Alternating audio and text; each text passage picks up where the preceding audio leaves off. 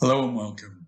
My name is David Boucher. I'm a Customer Success Manager with Skillable, and today I'm going to introduce you to using Markdown and the IdealX editor to create easy-to-use instructions. But firstly, what is Markdown? Well, it's a lightweight markup language for creating formatted text using a plain text editor. Well, why use it? Well, it's very easy to learn. It's portable in that it can be opened in virtually any application, and is platform independent. Now, if I now switch to a running lab, this is a SaaS demo that we like to use. Now, although you can go to the lab profile page and open up edit the instructions from there, what I used to like to do when building labs was to come up in the running lab, click on the hamburger menu, and select edit instructions. Now, the window that appears, I would then resize, because it's then very easy to Alt-tab between the lab and the instructions editor. Now, to start with, the first time I saw this, I did have a bit of trepidation in that I was a little bit worried about having to learn a whole new coding language, but it's not like that at all. It's nearly all plain text.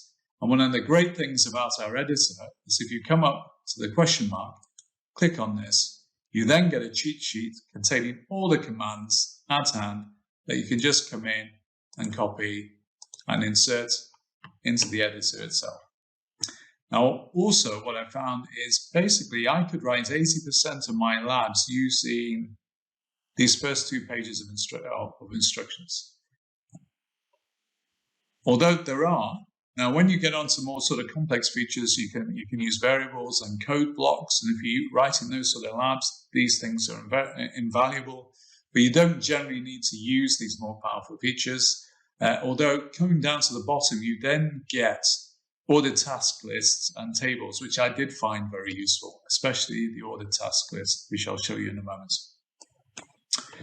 Okay, so first of all, I'll just show you this is a nice sort of format which is sort of copied repeatedly. So you start off with a bit of branding, a little image, and I would always encourage you to include lots of images because it not only does it, it makes the lab look and feel, more interesting, but I used to like to include images, and what I've done is I've just taken a screenshot of the little rocket here, and if I just come to the editor, I can then paste with a Control-V, just paste the image straight in, and there it appears. So it's as easy as that. And what I used to like to do was create little drop-down hints with a screenshot. And because I was writing cybersecurity labs, it was often quite complex. So including these allowed the students to open up that little drop-down, see what they were supposed to be doing if they needed to or needed clarification. So you're adding, it was adding an additional sort of depth of information that the students could access, but they could just skip on by if they didn't need to.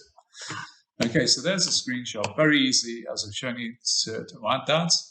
Next up, we have a title. So the various levels of headings is just a matter of putting in, adding hashes and just removing them. A heading has a sort of section break underneath it built in. Next up, we have a scenario, which is the next level down. And as you can see, both of these have got 2 pairs of asterisks at either end. And that's how to bold your text. And you can actually just select the text and just do Control-B, and it will add them in for you. And similarly with italics, Control-I, etc. So you'll get used to actually doing that manually rather than going to the cheat sheet. And for instance, with this bulleted list, as you can see, all you need to do is put in an asterisk to add another bullet. Okay, very straightforward. The 3 dashes here, that's a section break. And next up, we have an audit task list. So this is a first example, and because they're so neat, the little checkboxes numbered with the numbers, for the tasks that the student needs to work through. And all you need to do is, number 1, a couple of square brackets, and there you go. So I used to like to use these quite a lot. It's a very nice way of presenting and ordering the information and tasks that you're going to proceed through. Now, next up underneath here, we've got 3 equal signs, which is actually page break. You can see the second page has appeared on the right down here. So I'll just put those back in. And on the next page, we have an example now of a lab replacement token. Now, what is this? Well, if you come up to the at lab, you've got all these tokens containing various, useful pieces of information that you can insert. Now, in this case, it's got welcome David. So it's actually inserting my first name of the user running the lab. So it adds a nice little bit of personalization. And next up, you will then probably present the credentials, which is what's done in this lab here as well. So instead of the student having to come to the resources tab and copy them from here, which obviously they can do, it's nice to actually include them within the lab itself. And they can just copy and paste them straight in. Now, especially with a link, you can also include links to different virtual machines. Now, if you've got a lab with lots of virtual machines, being able to just click the hyperlinks between them in the instructions is very, it's something, that the students will really appreciate rather than having to go to the resources tab every time. Okay, so just cancel that.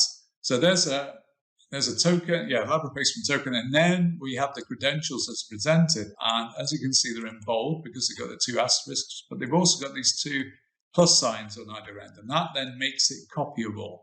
So I can then copy that as such and insert them into the lab. Next down, I'll just show you a hint. So this is lots of different ways of presenting text in boxes. We've got a hint here. We've got a knowledge block there. This hint just puts a little grey box around it with a light bulb. Okay. And then we have, so I'll show you the knowledge block. So this is, what's nice about the knowledge block is that they roll up. So for instance, in this case, you're presenting additional information if the student needs it, but if they don't need it, they can just skip on by. But if they do, more detailed guidance and setting up a course, just click on more, and then expands, and then get all this additional information that they can refer to, including sort of hyperlinks, which is a really nice feature. Now, underneath this, we've got first example of a question, okay, and the questions are all contained on the lightning bolt icon up here. So this is, if I click on that, here's a set of questions, and we've got scoring fully turned on. So this is an example of performance-based testing, but all you need to do is just toggle the various options off or on as needed. And to give you an example of a question, this first one, I will show this one here because it's most simple question you can ask, multiple choice, single answer both. So I edit that. This is the template, various configurable options, feedback if you got it right or not, and there's the various choice of different types of questions, and you indicate which is the right one or not. Okay, next, the one above this was actually an activity-based assessment. Now this is where you're actually running a script to validate that a task was completed successfully. So it's interacting either with the virtual machine or the cloud platform, the web application directly. It's a really neat part of our platform. So if I edit this one and scroll down, you can see there we have a simple PowerShell script which will actually look to make sure that the course is created correctly.